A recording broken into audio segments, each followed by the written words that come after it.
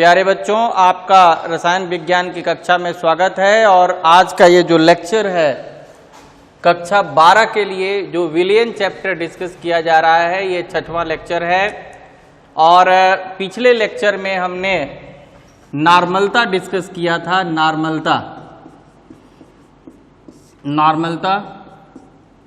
Normality हम ये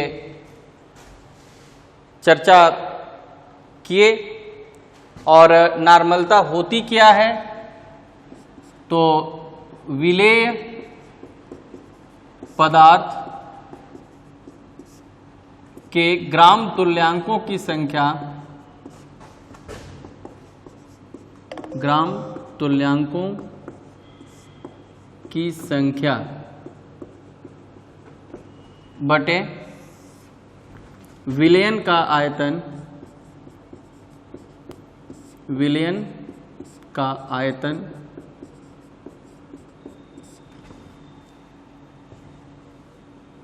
ग्राम तुल्यांकों की संख्या बटे विलयन का आयतन लीटर में।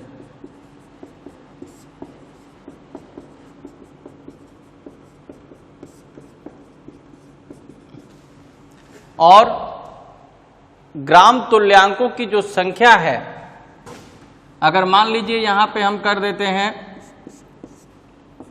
1 ग्राम में 1000 मिलीग्राम होता है, तो विलेय के मिली तुल्यांकों की संख्या,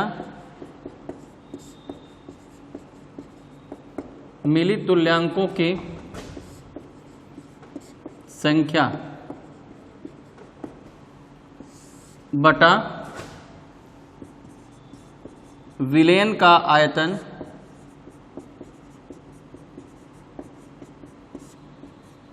ml में। देखिए, जब ऊपर ग्राम तुल्यांकों की संख्या रहेगी तो आयतन ये लीटर में होगा, और अगर विलयन के मिली तुल्यांकों की संख्या रहेगी तो आयतन ml में होगा। और जो ग्राम तुल्यांकों की संख्या निकालते हैं, जैसे विलेय पदार्थ के ग्राम तुल्यांकों की संख्या, तो ये W/E ग्राम तुल्यांकों की संख्या का जो फॉर्मूला है, विलेय की मात्रा बटे तुल्यांकी भार, तो ये फॉर्मूला बन जाता है, ये सूत्र बन जाता है W/E माने पदार्थ की मात्रा बटे तुल्यांकी भार। तो ये क्या होगा, इसी को हम ग्राम तुल्यांकों की संख्या कहते हैं। ग्राम तुल्यांकों की संख्या बटे ये ग्राम तुल्यांकों की संख्या हो जाएगी। और इसी में अगर 1000 से गुणा कर दिए तो मिली तुल्यांकों की संख्या बन जाएगी। तो ये तो फॉर्मूला 1 था। अब अगर जो ये तुल्यांकी भार है, तुल्यांकी भार ये हो जाएगा m/n फैक्टर अणुभार बटे n फैक्टर। तो ये अगर रख देंगे तो n फैक्टर से ये गुणा हो जाएगा। और अब इस पर एक फॉर्मूला और बन सकता है, इसके जगह पे मोलरिटी लिख सकते हैं। तो n = m/n फैक्टर, माने मोलरिटी m क्या है, m मोलरता है। अब n फैक्टर को काफी डिटेल्स में जो लेक्चर 5 में हम डिस्कस किए थे, जैसे n फैक्टर अगर कोई अम्ल है तो जितने H+ आयन होते हैं, अगर कोई क्षार है तो OH- आयन, अगर लवण है तो पॉजिटिव और नेगेटिव आयन, कोई आयन है तो उस पर जो आवेश है ये हम बहुत विस्तृत रूप में लेक्चर 5 में डिस्कस किए थे, लेकिन यहां थोड़ा 2 मिनट में बताना इसलिए जरूरी था कि इसी पर न्यूमेरिकल प्रॉब्लम देंगे और आपको हल करना होगा। जैसे मान लीजिए इस पर यह प्रश्न दिया जा सकता है कि ये प्रश्न है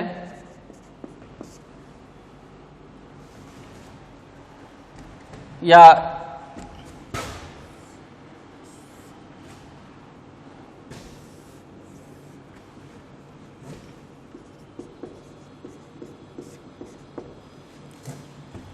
कि निम्न की नॉर्मलता ज्ञात कीजिए।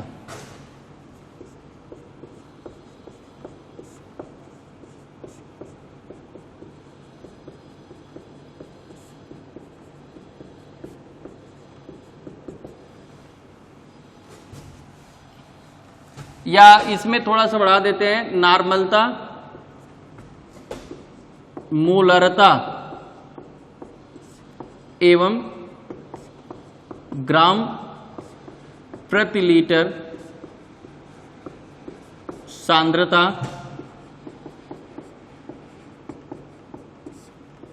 ज्ञात करें। और प्रश्न बन गया, ए दे रहे हैं कि 5.3 ग्राम Na2CO3 को 20 ml 20 मिलीलीटर जल में घोला गया। तो देखिए ये बहुत सिंपल बात है कि आप जल 20 ml ले लिए और 5.3 जो ग्राम Na2CO3 है उसको घोल करके एक विलेन बना दिए। अब इसमें आपको निकालना है नॉर्मलता, मोलरता, ग्राम प्रति लीटर सांद्रता, ये निकालना है। तो अब जैसे देखिए कोई भी आपको हम बता चुके हैं कि अगर न्यूमेरिकल दिया हुआ है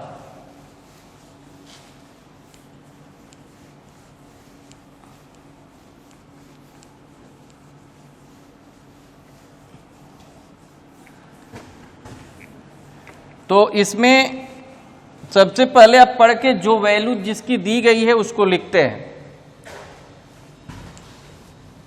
अब जैसे इसमें क्या दिया है, इसमें दिया है कि 5.3 ग्राम Na2CO3 को 20 ml जल में घोला गया। तो 5.3 ग्राम Na2CO3 को 20 ml जल में घोला गया, तो इसमें क्या दिया है, इसमें दिया है कि Na2CO3 की मात्रा, Na2CO3 ये क्या है, ये विलेय है की मात्रा। तो ये दिया है W2 और ये कितना है 5.3 ग्राम है। उसके बाद क्या दिया है, उसके बाद दिया है आप Na2CO3 दिया हुआ है तो आप इसका अणुभार निकाल सकते हैं।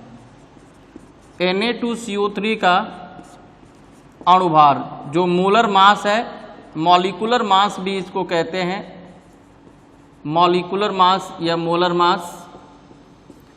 तो कैसे निकालेंगे, इसमें जैसे सोडियम का होता है 23, कार्बन का 12 और O का 16 होता है।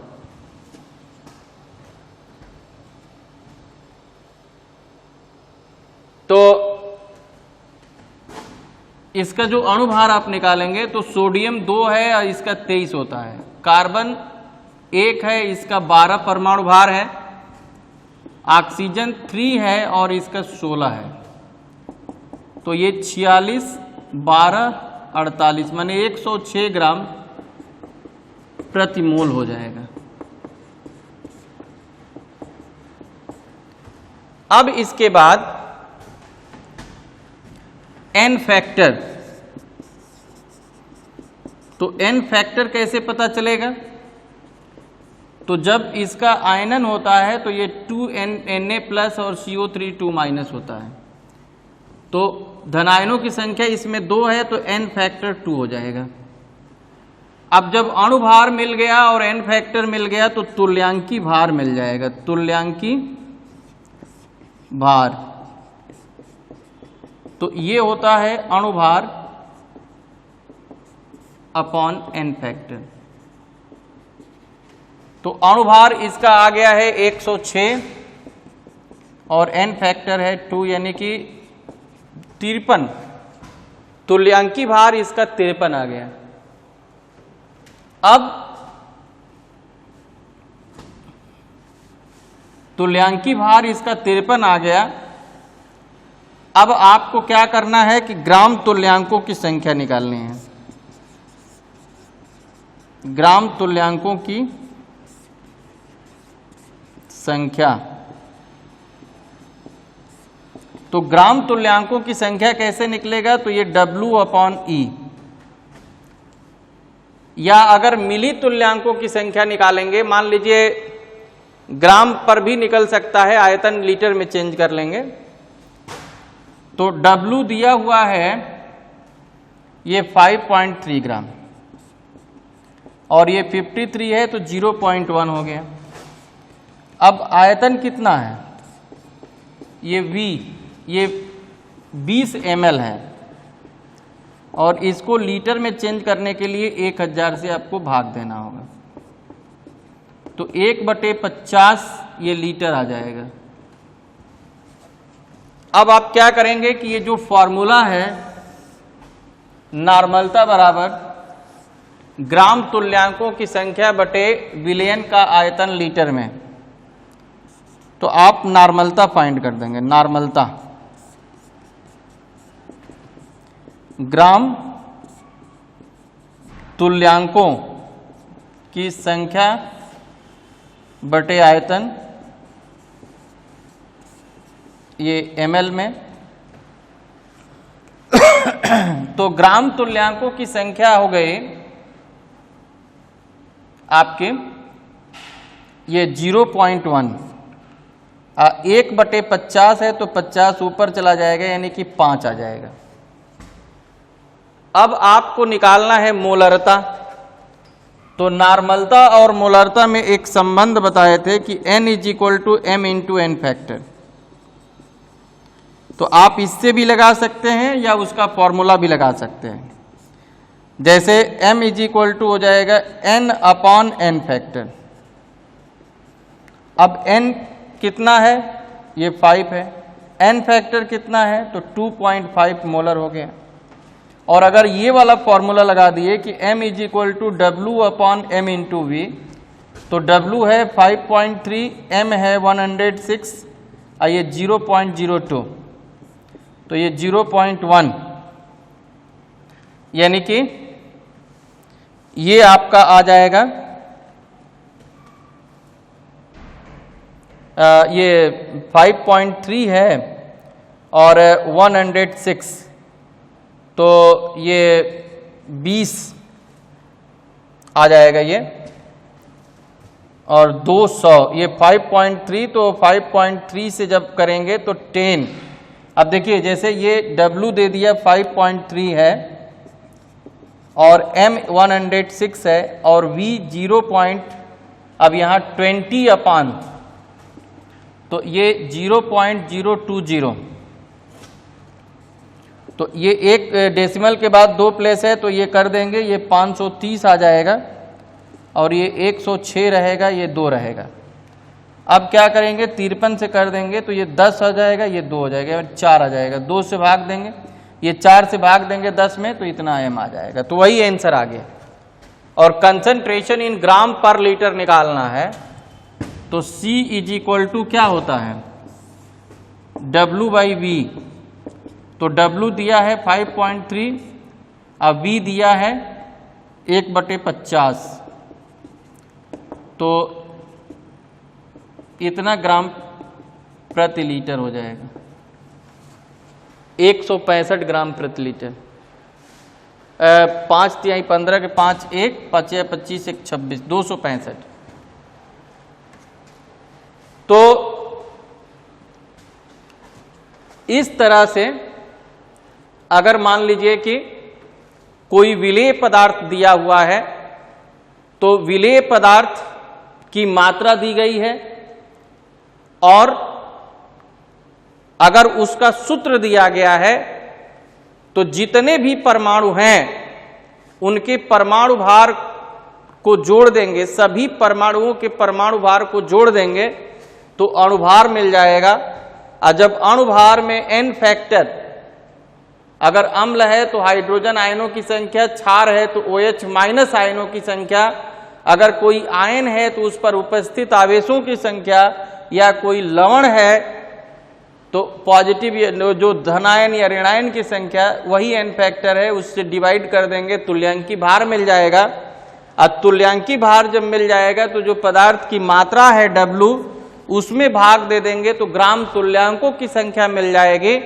और जो आयतन दिया हुआ है लीटर में, तो अगर उससे आप भाग देंगे तो ग्राम तुल्यांकों की संख्या ये आयतन से भाग दे देंगे तो नॉर्मलता मिल जाएगी। तो इस तरह से आप नॉर्मलता निकाल सकते हैं, मोलरता निकाल सकते हैं, ग्राम प्रति लीटर सांद्रता निकाल सकते हैं, ग्राम तुल्यांकों की संख्या निकाल सकते हैं। और ग्राम तुल्यांकों की संख्या अगर निकल गई तो 1000 से गुणा करके मिली तुल्यांकों की संख्या भी निकाल सकते हैं। तो ये काफी इंपॉर्टेंट एक कंसेप्ट है, इसको समझना है। अब जैसे मात्रा ऑलरेडी दी गई होती है, अगर फॉर्मूला दिया गया है तो अणुभार ये आप निकालना ऑलरेडी जानते हैं, पहले भी बताया गया है। n फैक्टर को समझना है, अगर इससे भाग दे देंगे तो ये तुल्यांकी भार मिलता है। पदार्थ की मात्रा में तुल्यांकी भार से भाग देने पर ग्राम तुल्यांकों की संख्या मिलती है, और आयतन से भाग दे देने पर ये आपकी नॉर्मलता निकल जाएगी। और नॉर्मलता में n फैक्टर से डिवाइड कर दिए तो मोलरता निकल जाएगी। और C = n × E होता है, यानी कि नॉर्मलता में तुल्यांकी भार से गुणा कर दिए तो ग्राम प्रति लीटर सांद्रता भी निकल जाएगी। तो एक और प्रश्न हम देते हैं और इसमें आप लोग कैलकुलेट करेंगे। आपको 2 मिनट का टाइम हम दे रहे हैं क्योंकि एक उदाहरण ऑलरेडी हम बता चुके हैं। तो आप इसको सॉल्व करिए, लिखिए कि जैसे कैल्शियम हाइड्रोक्साइड है 7.4 ग्राम, कैल्शियम हाइड्रोक्साइड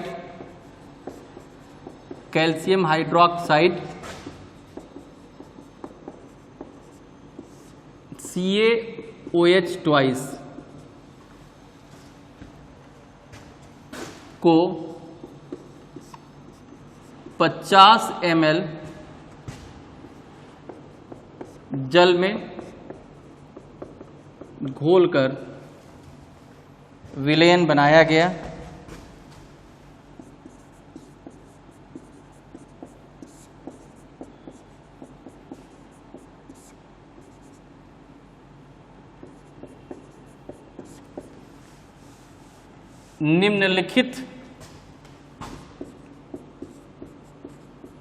निम्न की गणना करें।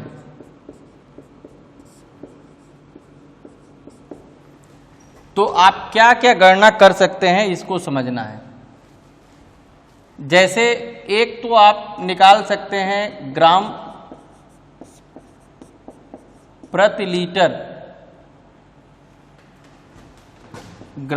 लीटर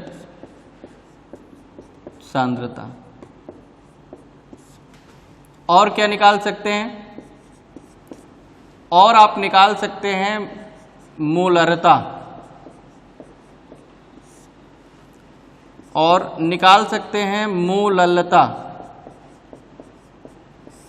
यदि विलयन का घनत्व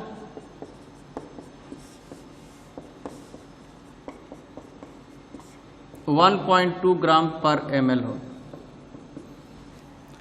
और क्या निकाल सकते हैं? और आप निकाल सकते हैं ये जो कैल्शियम हाइड्रोक्साइड है तो इसका जैसे अणुभार, तुल्यांकी भार,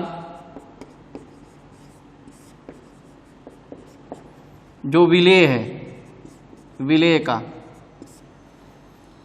इसके बाद ग्राम तुल्यांकों की संख्या,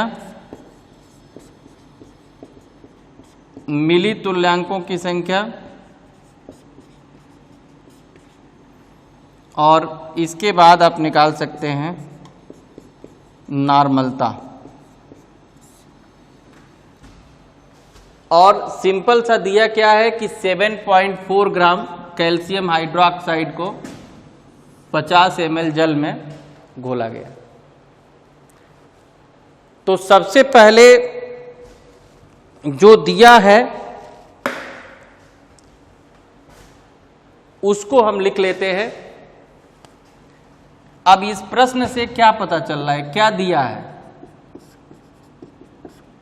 ये जो विलेय की मात्रा है ये W2, ये 7.4 ग्राम है, और जो विलयन का आयतन है वो 50 ml है, यानी कि 50/1000, ये 1/20 लीटर हो जाएगा। और क्या पता चल जाएगा? और पता चल जाएगा कि CaOH ट्वाइस का अणुभार, तो अणुभार जो है कैल्शियम का 40 होता है, और OH ट्वाइस तो 2 हाइड्रोजन है, अब 32, यानी कि 74 ग्राम प्रति मोल हो गया। और क्या पता चल सकता है? N फैक्टर, तो N फैक्टर इसका कैल्शियम हाइड्रोक्साइड का 2OH माइनस आयन है तो 2 हो जाएगा। और N फैक्टर जब पता चल गया तो तुल्यांकी भार, तुल्यांकी भार कैसे निकालेंगे? तो M/N फैक्टर, तो M कितना दिया है? ये 74 N फैक्टर 2 यानी कि 37 आ जाएगा। जब तुल्यांकी भार पता चल गया तो ग्राम तुल्यांकों की संख्या निकल जाएगी। ग्राम तुल्यांकों की संख्या,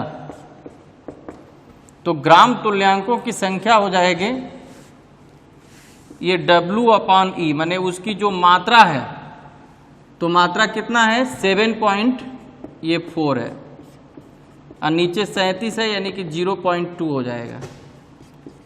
और इसके बाद आप निकाल सकते हैं मिली तुल्यांकों की संख्या। तो मिली तुल्यांकों की संख्या कैसे निकालेंगे? तो ग्राम तुल्यांकों की संख्या में ये 1000 से गुणा कर देंगे, क्योंकि 1 ग्राम में 1000 मिलीग्राम होता है, तो ये 200 हो जाएगा।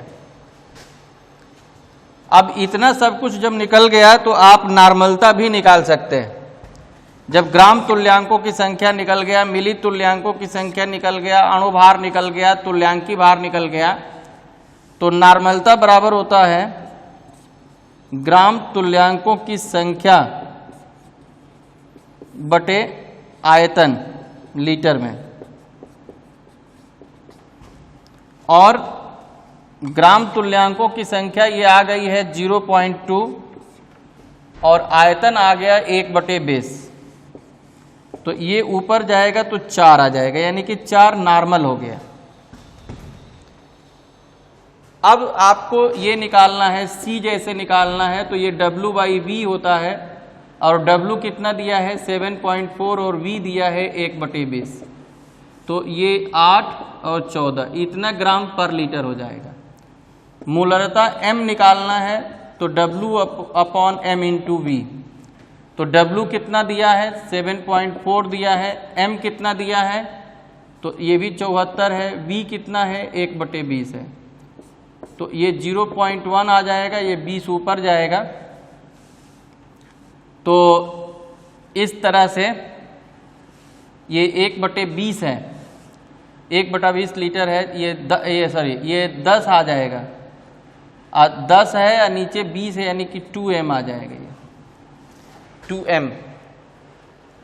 और अगर ये मोललता आपको निकालना है तो ये फॉर्मूला बताया गया था कि अगर ये 7.4 ml है ना, तो विलयन की मात्रा ये हो जाएगा D इंटू वी, और D दिया है 1.2 और V दिया है 50, यानी कि 60 ये ग्राम हो जाएगा। और तब विलायक की मात्रा निकाल लेंगे, 60 में 5.3 को घटा देंगे, तो ये 0.7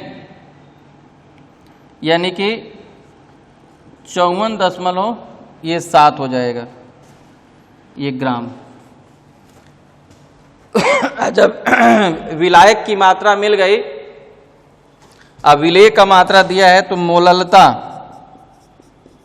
बराबर होता है W2 into 1000 upon W1 plus W2। तो ये 7.4 इंटू 1000 और W1 प्लस W2 ये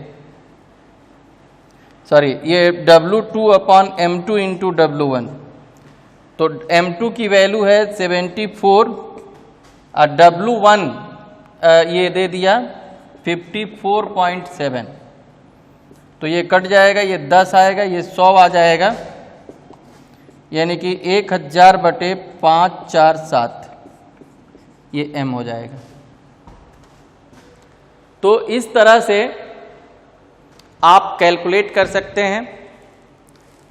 अब आगे जो नेक्स्ट हम डिस्कस कर रहे हैं, ये नॉर्मलता समीकरण।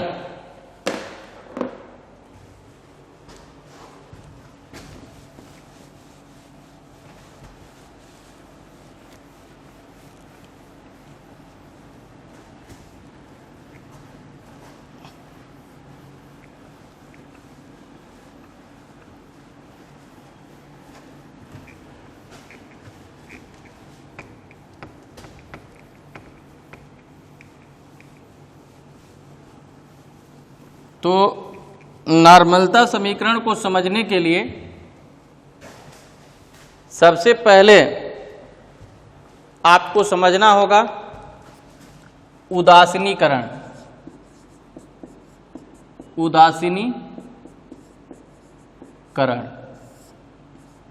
तो उदासीनीकरण को इंग्लिश में न्यूट्रलाइजेशन कहते हैं।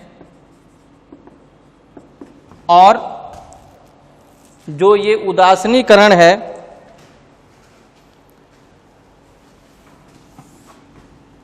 उदासीनीकरण की क्रिया ये होती है कि जब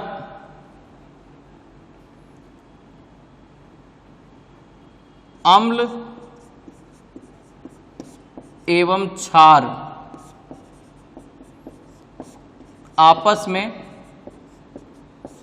अभिक्रिया करके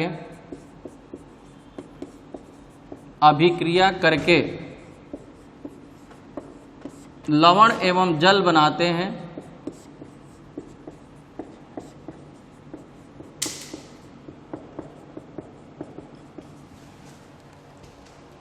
लवण एवं जल बनाते हैं,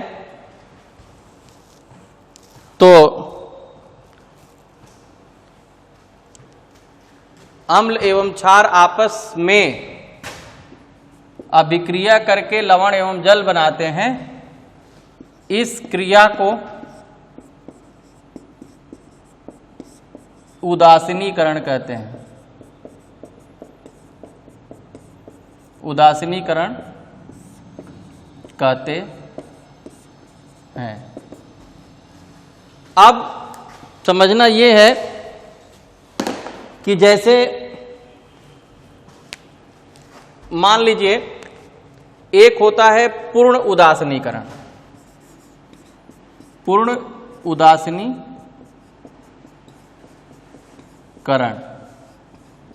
तो पूर्ण उदासीनीकरण में क्या होता है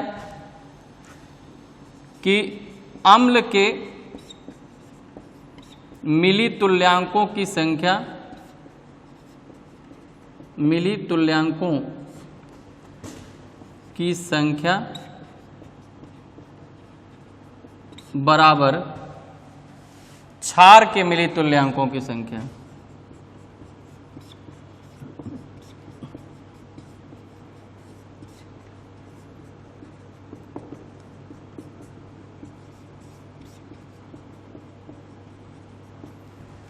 तो अम्ल एवं क्षार के अगर मिली तुल्यांकों की संख्या अगर बराबर हो जाएगी तो उसको उदासीनीकरण अभिक्रिया, पूर्ण उदासीनीकरण कहते हैं।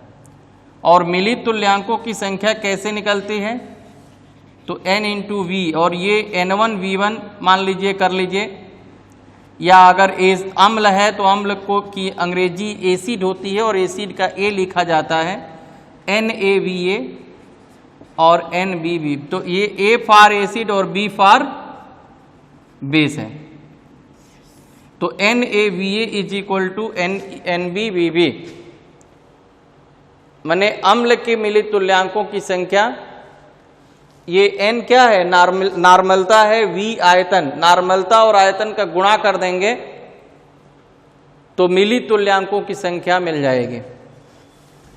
तो ये पूर्ण उदासीनीकरण के लिए है।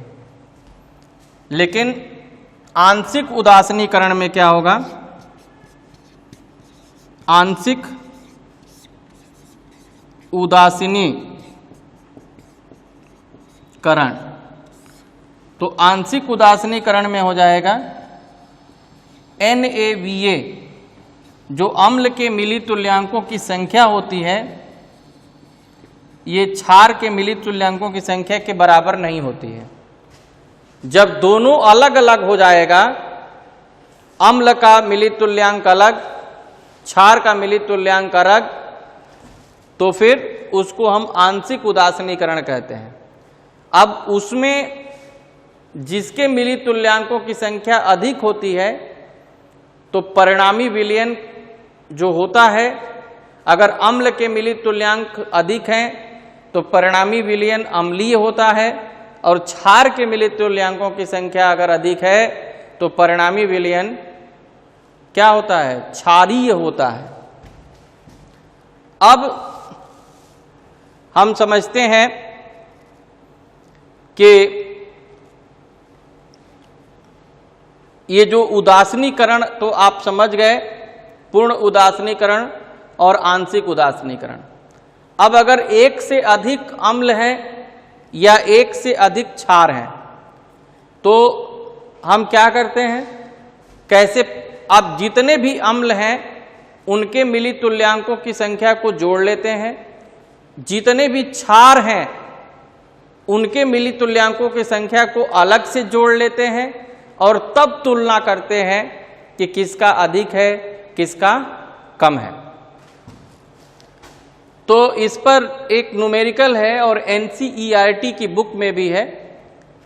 अच्छा, एक चीज और बता दें, जैसे मिली तुल्यांकों की संख्या अगर आपको नॉर्मलता और आयतन दिया गया है तब तो ऐसे निकालेंगे, और अगर मान लीजिए कि उनकी मात्रा दी गई है मिली तुल्यांकों की संख्या निकालने के लिए, तो W इंटू 1000/E, माने पदार्थ की मात्रा गुणे 1000 बटे तुल्यांक के भर। तो इस तरह से भी मिली तुल्यांकों की संख्या निकल जाएगी। तो एक NCERT का कक्षा 12 में प्रॉब्लम है,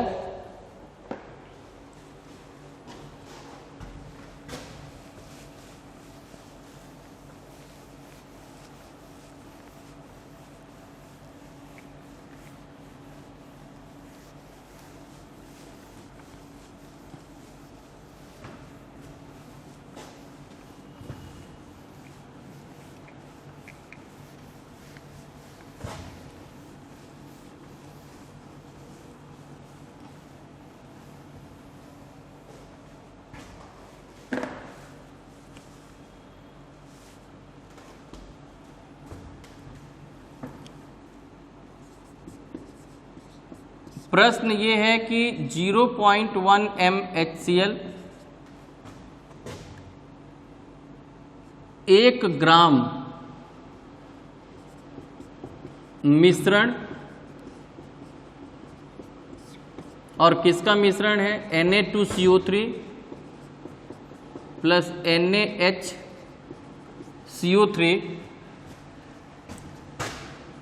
के साथ पूर्ण उदासीनीकरण अभिक्रिया करता है। पूर्ण उदासीनीकरण अभिक्रिया करता है।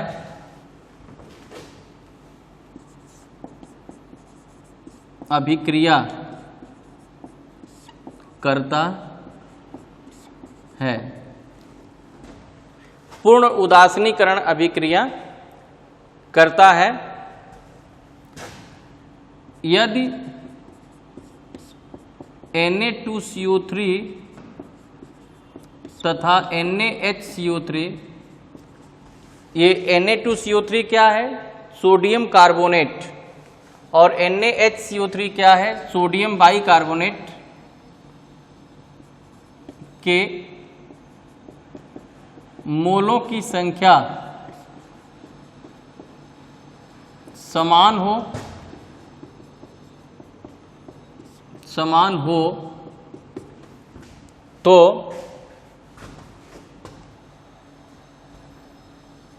मोलों की संख्या समान हो तो HCl का आयतन ज्ञात कीजिए। ज्ञात करें। तो देखिए हम क्या बताए थे कि पूर्ण उदासीनीकरण में जो पूर्ण उदासीनीकरण होता है, पूर्ण उदासीनीकरण,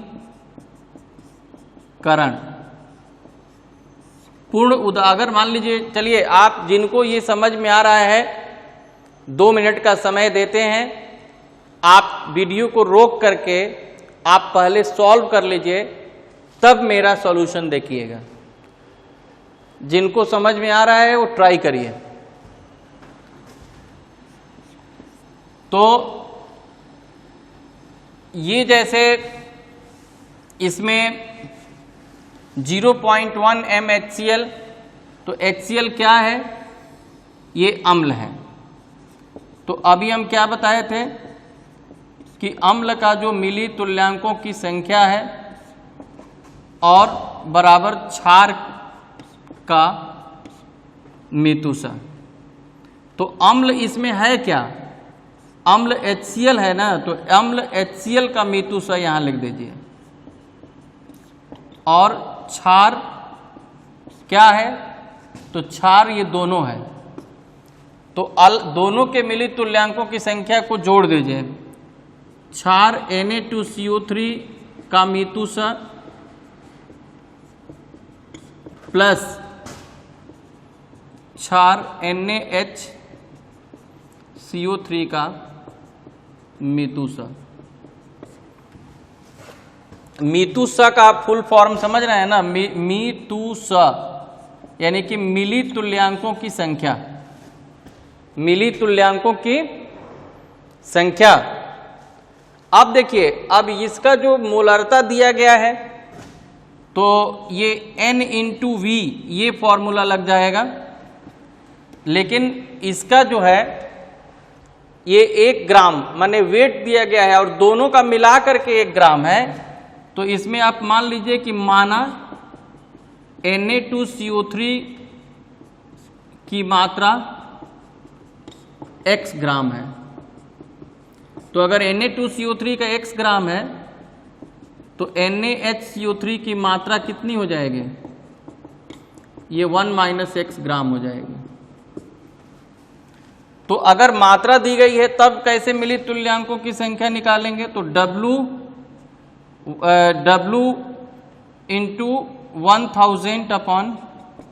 1000/E। तो ये W1 E1 कर सकते हैं, अब प्लस W2 × 1000/E2। तो जिसका जो निकालना है उसका मात्रा और तुल्यांकी भार रहेगा। अब जैसे इसका जो नॉर्मलता जो होती है, नॉर्मलता n is equal to m into N factor, तो HCl का n फैक्टर अगर 1 है तो जितनी नॉर्मलता है, जितनी मोलरता है उतनी ही नॉर्मलता हो जाएगी। तो ये 0.1 हो जाएगा, इसका आयतन निकालना है। अब इसका वेट तो आप x लेट कर लिए। अच्छा, E1 E2 माने दोनों का अगर तुल्यांकी भार आप निकाल लेंगे तो ये तुल्यांकी भार हम निकाल लेते हैं। जैसे Na2CO3 का तुल्यांकी भार ये E1, तो E1 हो जाएगा ये m अपॉन n फैक्टर, तो m हो जाएगा Na2CO3 का 106 और 2 यानी कि 53 हो जाएगा। और NaHCO3 का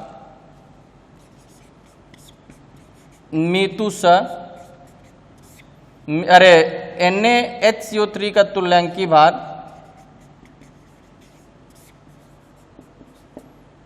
तो ये हो जाएगा आपका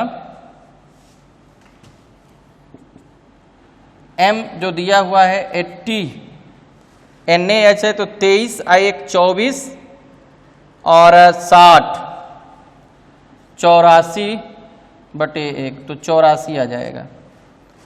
ये 48 12 60 और 24 84, ये तुल्यांकी भार आ जाएगा। तो इसका Na2CO3 का तुल्यांकी भार आया है 53। अच्छा, इसका जो मात्रा है 1 माइनस x है इंटू 1000 है और ये आएगा 84। तो ये समीकरण आपका 1 हो गया। अब दूसरा कंडीशन दिया है कि इसका और इसके मोलों की संख्या माने number of moles of Na2CO3 और number of moles of NaHCO3 ये दोनों सेम है। तो ये W अपॉन M या W1 upon M1 W2 upon M2, तो W दिया है X जो वेट है, M 106 हो जाएगा, ये 1 माइनस x और 84 हो जाएगा। तो यहाँ से निकाल लेंगे आप, तो 84x is equal to 106x, यानी कि इधर आएगा तो 190x बराबर 106 आ जाएगा और x बराबर 106/190। तो अब ये समीकरण 2 में ले जा करके जब रख देंगे तो कितना आ जाएगा। अब ये 0.1 V है और x के जगह पे 106/190 रखना है और ये 53, तो ये 2, तो 200/19 आ जाएगा। अब 1 माइनस x, तो ये 84/190 आ जाएगा 1000, और ये नीचे जो है 84 है, तो ये कट जाएगा। तो 0.1 V आइए 300, अब देखिए 200 व 100 300/19 हो जाएगा और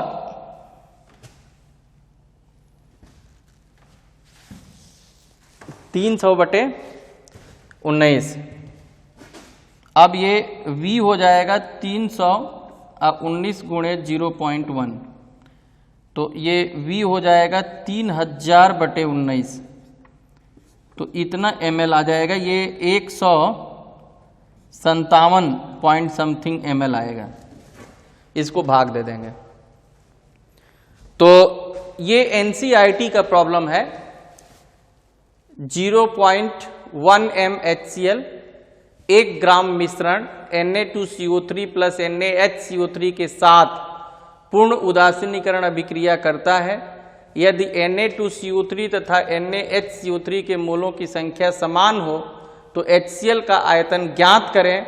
तो इसमें अगर पूर्ण उदासीनीकरण हो रहा है तो अम्ल HCl के मिलित तुल्यांकों की संख्या बराबर क्षार Na2CO3 के मिलित तुल्यांकों की संख्या प्लस क्षार NaHCO3 के मिलित तुल्यांकों की संख्या और N इंटू V। अब इसका चूंकि मोलरिटी दिया है तो इस फार्मूला से निकाल लेंगे, और इसका मास दिया है तो W1 इंटू 1000 अपान E1, W2 इंटू 1000 अपान E2, और इसका द्रव्यमान आप रख दिए, तुल्यांकी भार रख दिए, तो फिर ये एक समीकरण बन गया।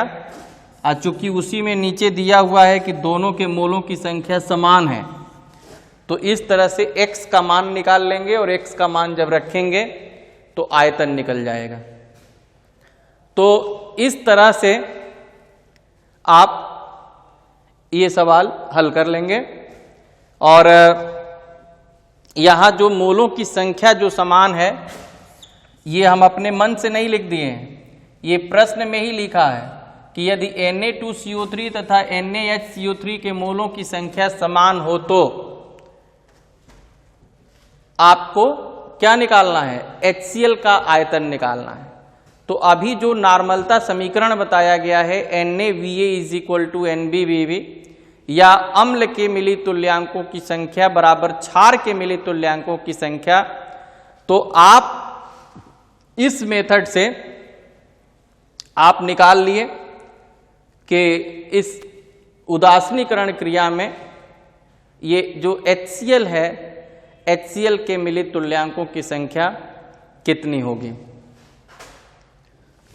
तो अगर आपको कोई भी समस्या होती है, कोई चीज अगर नहीं समझ में आता है, तो आप जब कमेंट करेंगे तो फिर ये आपको क्लियर हो जाएगा। तो आप जो है ये जो सॉल्यूशन चैप्टर है, जो विलियन चैप्टर है कक्षा 12 का, तो उसका ये लेक्चर 6 देख रहे हैं।